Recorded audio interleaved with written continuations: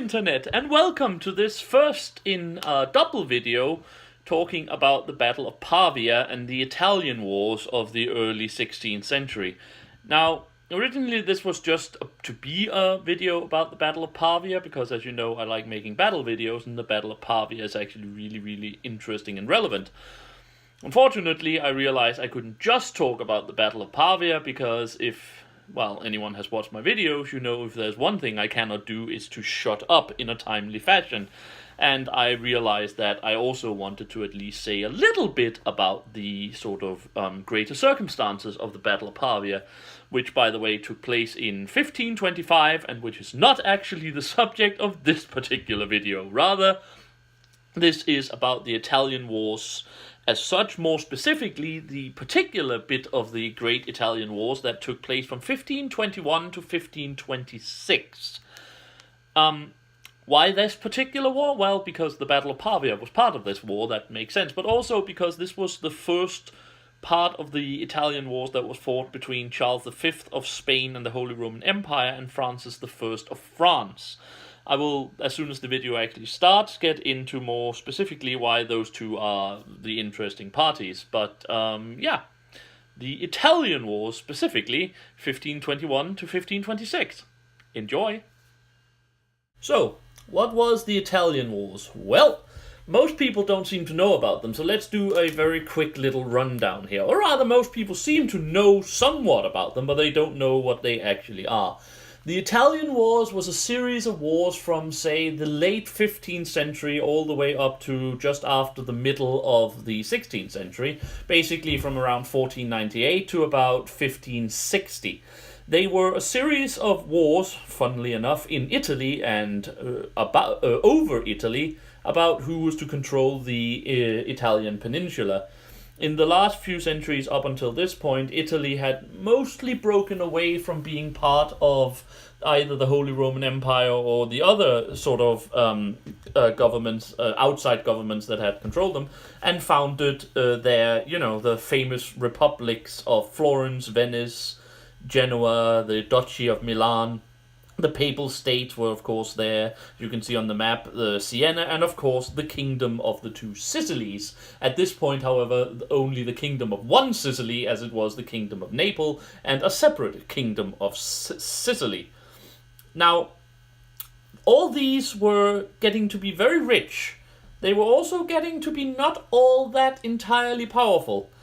And since France, at the end of the 15th century, was kind of lacking in money, the then current king saw a chance to actually get in there and do some stuff, because his aunt had been involved with an inheritance right regarding the Duchy of Milan, where that particular aunt's inheritance right should devolve upon her sister, who was the mother of the then King of France, and it doesn't matter. The point is that the King of France decided that he wanted in on this thing and invaded Italy with a fairly large army, conquering the Duchy of Milan, which was his primary target, since he felt, he had the right to actually own it, and then proceeded down Italy, plundering and conquering as he went, until a alliance of North Italian states was formed against him while he was in the Kingdom of Naples with his army. He then went back, forced his way across a military held riverline, and returned to France, maintaining the Duchy of Milan for a little while until, his vice-regent was kicked out and another person was put in place. The wars continued then apace for a little while until in 10 years later than this, about 1412, the then King of France, who was the son of the original King of France, Louis XII, committed a rather major blunder. Now, at this point, he had realized that a lot of his neighbors were not all that keen on just letting France waltz in and take most of Italy, since it had a fairly large population count and, of course, a lot of money. So, what do? Well, we create a system of alliances that will keep other people busy while we go back and, keep the fighting going in Italy. And then, as I said, he screwed up, because his primary alliance, it turned out, was with Spain. Now, Spain was at this point still sort of getting on its feet after the Reconquista, and also it was at this point a series of unrelated thrones sort of united in a personal union. But still, Louis decided that he wanted, Louis the XII of France, decided that he wanted them as an ally, so he decided to say, okay, you come in and help us conquer the south, and we will share the kingdom of Naples between us, and you can get Sicily, we can get Naples, whatever. The problem was, he could probably have done this without inviting them in, and inviting them in suddenly gave Spain an interest in participating in the Italian wars, and as Louis would soon find out to his chagrin, and especially his son Francis would discover to his chagrin, they weren't necessarily very eager to be France's little helper. They actually wanted now to also conquer the greater part of Italy. Of course, at this point, the Holy Roman Empire had decided that they couldn't let France take this alone, so they also made allies with the Papal States and with Venice and broke them and everything. The point is, for about 20 years, a lot of the great powers of Europe had fought in Italy with each other, against each other, between each other, whatever, all over basically who was to control Italy. The only ones who weren't allowed to control Italy, apparently, was the Italians. A concept that basically continued up until Garibaldi and the unification of the 19th century. But we are now in 1521. All of the original belligerents has long since died, and the two primary opponents is Francis I of France, still seeking control of the Duchy of Milan and how much other stuff of particularly northern and southern Italy he can lay his hands on, and Charles V. Now, I have threatened a video about Charles V once, and I will continue to do this until I actually get off my lazy ass and get around to do it at a later point. Charles V was in some ways perhaps the most powerful individual in Europe in the days between Charlemagne and later Napoleon. He was heir to the throne of Spain, and because he was the only heir to the throne of Spain, all of the various thrones were united in his person rather than in a marriage situation or something else. So he can really be said to have created a unified Spain, as a nation of Spain for the first time ever when he got to the throne in about in the 1510s. Charles, however, was also the grandson of the Holy Roman Emperor, and when he died, he chose Charles as his successor. So with one stroke, Charles basically controlled both the Empire of Spain, which was now, of course, spreading across the New World, as well as the Holy Roman Empire, which was, at the time at least, the most powerful state entity of Western and Central Europe. This, of course, put him in a position where Francis of France did not particularly like him, since he wanted to be the most powerful entity in Central and Western Europe. It also meant that Charles now had two reasons to be interested in Italy, both from his Holy Roman patronymy and from his Spanish possessions. This did not exactly endear him to Francis, and it basically meant that these two would, for the rest of the Italian wars, be the primary opposition leaders towards each other.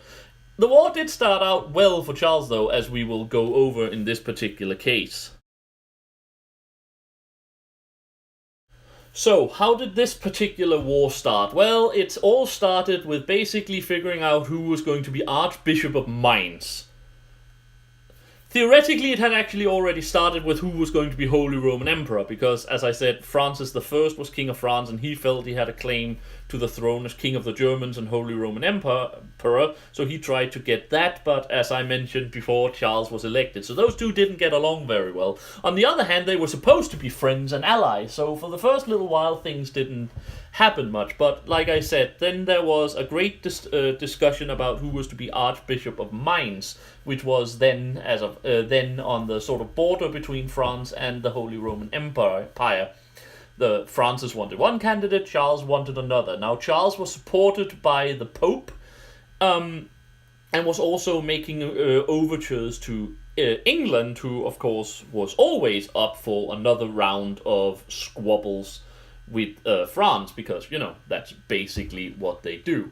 Now, several attempts was made to solve the issue peacefully, but like I said, they had already been fighting on and off for about 20 years, and there were already some issues that was coming along. So eventually Francis got tired of the whole thing and decided that, well, there was this new dude over in Germany by the name of Martin Luther who was causing a lot of trouble for Charles. So, well, maybe if he was distracted, we can actually walk in and take some of the stuff back in Italy that we particularly care of, and then, things will be good for us at this point. We can then go back, present Charles with a fait accompli, and then help him with his internal affairs, and then everything will be good. What they hadn't exactly counted on was that to gain support against this annoying Martin Luther, one of the things Charles had to do was create rapprochement with the Pope. And one of the things he had to promise the Pope was that he would restore some of the Pope's allies to the various governments of northern Italy, which France had, at least to a certain degree, controlled since the last round of warfare. So yeah, he had absolutely no intention of allowing France to just go ahead and, take whatever they wanted without a fight over it. The war began in 1521 when the imperial armies attacked over the Pyrenees into southern France. Francis attempted to counter, but didn't really court a battle, since at the time having a battle was always considered a bit tricky, because who knows who would win a battle, right? No, sieges and maneuver warfare was a lot better, which is a fairly clever idea of doing things, but overall this basically meant that France and Spain's armies maneuvered around and laid sieges to various towns and places in southern France until the Spanish forces was basically retreating back across the Pyrenees to winter and so on. They were continual squabbles over the whole thing, but on the whole, the first year of combat ended with a basic stalemate, though France did manage to cross the Pyrenees, or at least into Spanish territory, and take the city of Fuenterrabia, which basically gave them a stronghold on the Spanish-Franco borders out near the coast, where the Pyrenees can be more easily crossed, and allowed them to basically maintain a sort of... The Spanish couldn't really entertain an invasion across the other part of the Pyrenees, while the French could that easily walk into their own back garden, so to speak. So at that point, the front mostly stabilized for some time. However, in order to mount some counterattack, Francis ordered his armies in Italy to go on the offensive. Especially since France's position had been somewhat weakened by the fact that the Pope and Charles V and then Henry VIII of England, this was back when he was a warrior king, before he became primarily famous for removing heads of his own wives. He then back then removed heads of his enemies, which is perhaps less personally satisfying, but more practical in my opinion.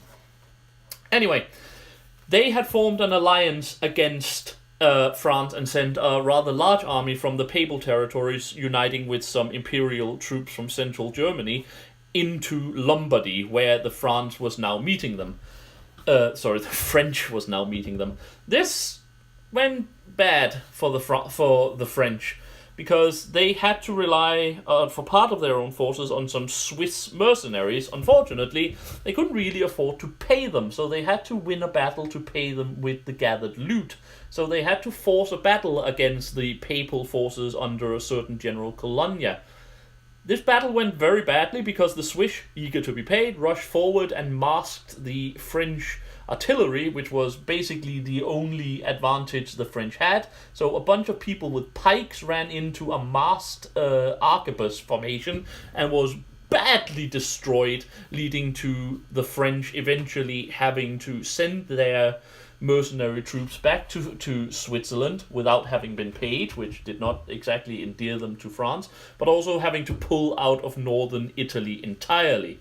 So, This meant, of course, that the papal armies and supported by imperial forces had very little to do and decided to instead besiege Genoa, which was an ally to France, though not sort of at this point officially part of the war. This defeat, of course, also meant that England could now openly enter the war, and in May of 1522, the English invaded northern France from their stronghold in Calais, which they had basically held on to as the only territory in France left over from the earlier Angevin Empire. See some of my videos about the wars of the 100 Years' War and the Angevin Empire if you're interested in that. Charles at this point, sorry, I'm bad. Francis, because we're still in France, needed to raise a lot of money to raise new armies to oppose his opponents. So how do we do that? Well, we can either, lay taxes upon the peasantry, which is the usual way of doing it. Francis, however, chose the interesting way of doing it, of suing his own nobles in court in order to basically lay his hand upon their money. Specifically, he sued Charles III, Duke of Bourbon, one of his primary own subjects and one of his, in fact, more successful generals. There were some legal wrangling about it, and you could theoretically say that the Duke of Bourbon held some territories that the French king theoretically should own. However, suing your own subjects is not the best way of keeping them loyal, and it wasn't long until Bourbon defected to the imperial cause, leaving, of course, Francis with the opportunity to take back his lands to his own, but also costing him one of his more, intrepid supporters, which would eventually come back to haunt him very badly. It was now 1523, and the French position was bad and about to get worse. One of their few allies left was the Republic of Venice. Unfortunately, the Doge of that city decided to die, and the new Doge there decided that, no, I don't really care about France, we pull out of the alliance and instead form an alliance with the Emperor. This basically meant that France was now almost completely without allies that could transfer them either money or troops, and Charles decided to strike in alliance with the English King Henry. Henry sent the Duke of Suffolk with a massive army out of Calais, again, this time not to ravage the countryside, but to basically conquer as much of northern France as they could, then unite with the equally large army that Charles was now sending over the Pyrenees to ravage and conquer southern France, meet up with the Duke of Suffolk, and basically snuff out France once and for all. While Charles, however, managed to conquer Fuenterrabia again, he was held at Bayonne, where the French general Lautrec successfully defended against the Spanish. This meant that while the Duke of Suffolk overthrew all of the French forces against him and was in fact at one point within 30 miles of Paris itself, he didn't dare go against the city and advance further because his supply line was basically only back to Calais and then across the Channel.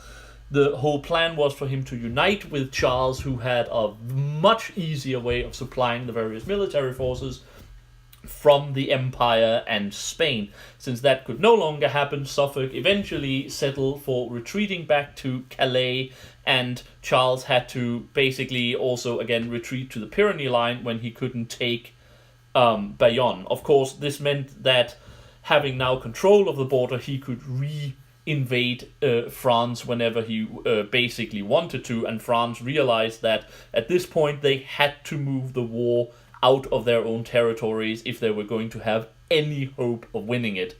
How do we do that? Well, we take it back into Italy, which was, after all, the whole crux of the matter. So in late 1523, a French army under Bonnivet advanced throughout the Piedmont and basically joined by another force of Swiss mercenaries, because, well, we are still mercenaries. Let's see what happens.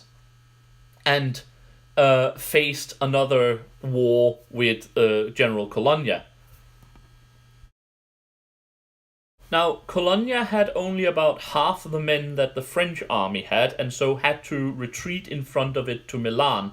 However, the leader of the French forces at the time kept overestimating the size of the papal army and decided to go into winter quarters rather than to invest the city or make a run at it. This was, of course, his major mistake. Had Milan been taken before winter, the situation might have changed dramatically, as the money taken from such a route could have helped the French immensely, as well as, of course, overthrowing the only real military force in northern Italy opposing them at the time.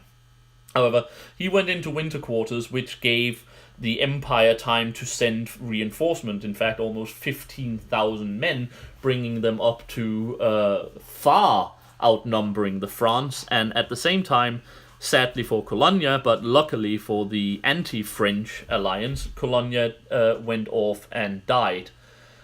He was replaced by a Charles de Lannoy, a guy from the Netherlands who at the time was part of the Empire and who was thus in service of Charles. And he was actually a very, very good general. Now, as spring came, he started to use his numeric superiority to harry the French and prepare for a major battle.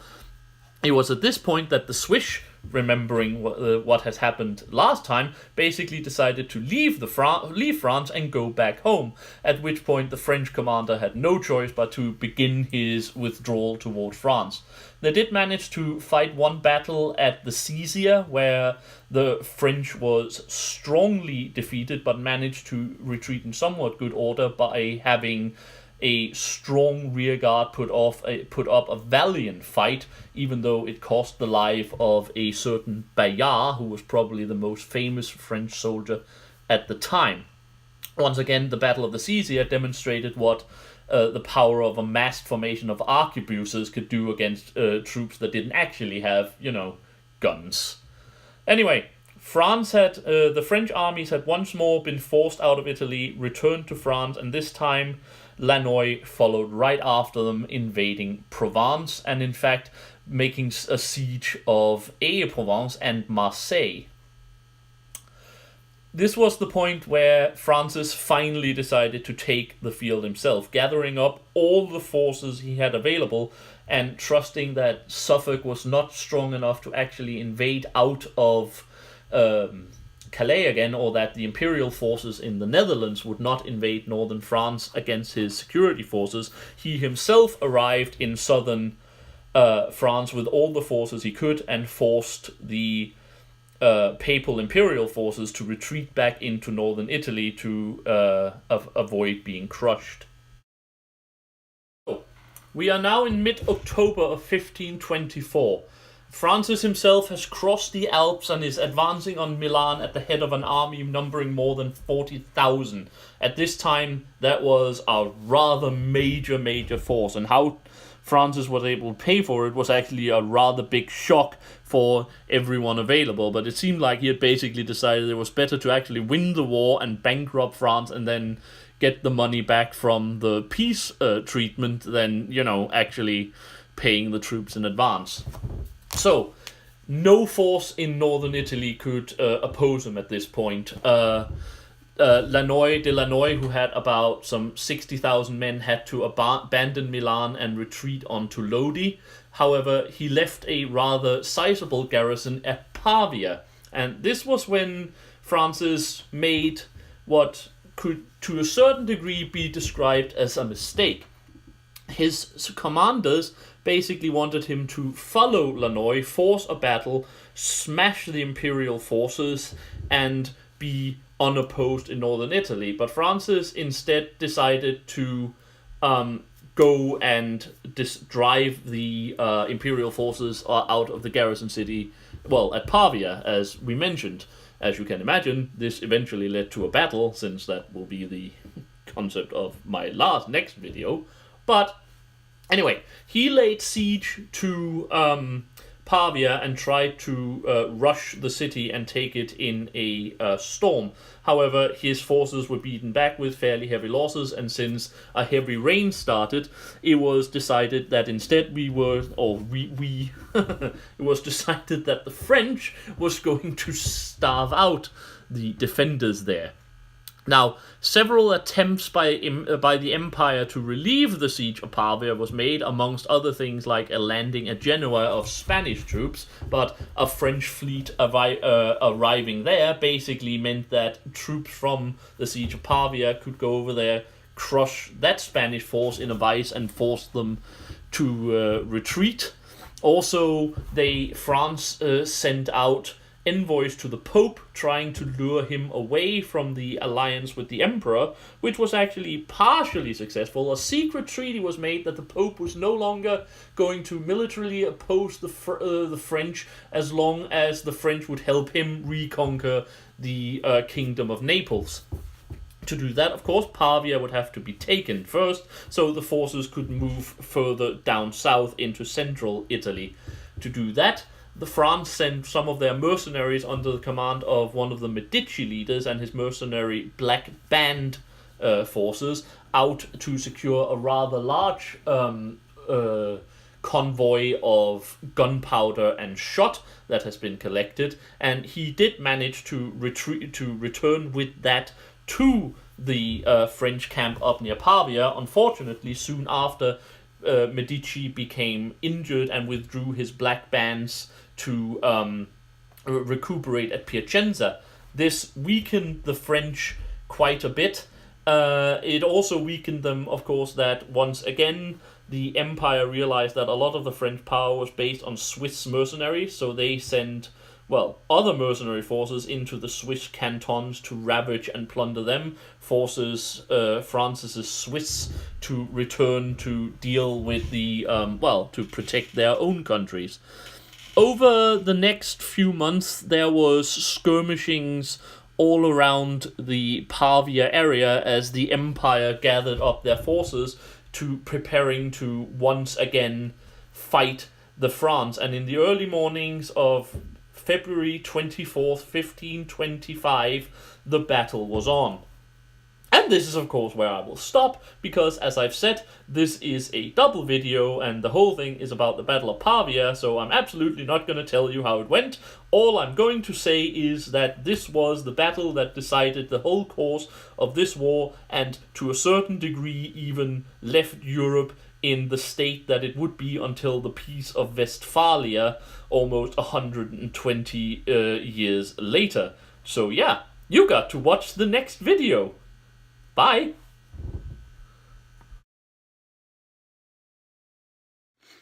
So there we have it. My first cliffhanger, I suppose you can say.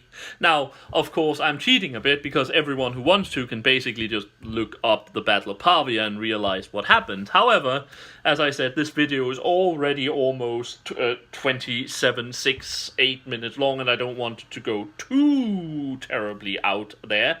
So, yeah. I'll end it now. This was the lead up to the Battle of Pavia. Again, one day I might do a full overview about the Italian wars, or go back to the other Italian wars fought. And yes, I promise, I don't hate the French. I really don't hate the French. I realize that apart from the old times with the Franks, I usually talk about wars where the French apparently does really badly, at least up until this particular battle. But it's really not what I mean to do. I don't know. I'm sorry. Anyway, like I said, this will go up hopefully today, maybe Thursday. After that, I will shoot and edit and get the Pavia video out as soon as possible. So, yeah. Until then, I have been the Sage, and I wish you all a very happy day.